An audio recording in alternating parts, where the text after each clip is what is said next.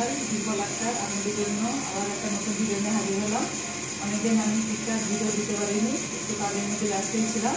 হ্যাঁ, আমাদের একটা 3 মাসের বেবি খুবই খারাপ আছে, সেটা সিরাপ প্রয়োজন পড়েছে। তা সিরাপ জন্য 3 মাসের বাচ্চাটা আমি বেডে দিতে পারি না, সেই জন্য একটা ওয়ার্মার বেডই দিয়েছি। কিন্তু ওয়ার্মার আমাদের লাগেনি, শুধু বেডটাই দিয়েছি।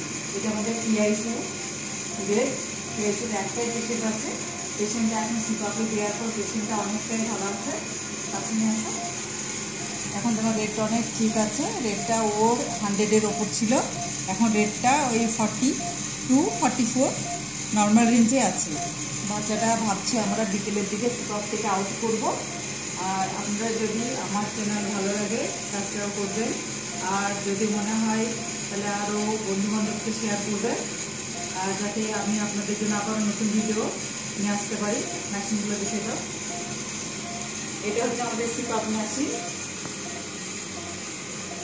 প্রথমে 60-তে দেওয়া ছিল, তারপর আস্তে আস্তে আমরা কমিয়ে 50-এ নিয়েছি। এবার আস্তে আস্তে কমাতে কমাতে তারপরে আমরা পেশেন্টকে সিপাপ থেকে বের করবো, রিমুভ করে দেবো।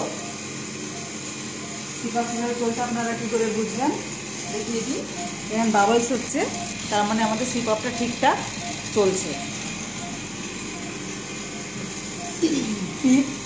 পিপ আর ফ্লো দুটোই আমাদেরকে 5 সেকেন্ড বা 6 দিয়ে রাখতে হয়। আর বেবি এখন আপাতত ঠিক আছে আমাদের, ওর রিপোর্ট সব ঠিক আছে। পেশেন্টটা আর একটা কালকে আমরা এক্সরে করে দেখেছি, ও ফুল নিউমোনিয়া হয়ে গেছে। কিন্তু এখন নিউমোনিয়ার জন্য আমাদের সব মেডিসিন দেওয়া আছে। আশা করি বাচ্চাটাকে সুস্থ করে আমরা মায়ের কাছে ফিরিয়ে দিতে পারবো।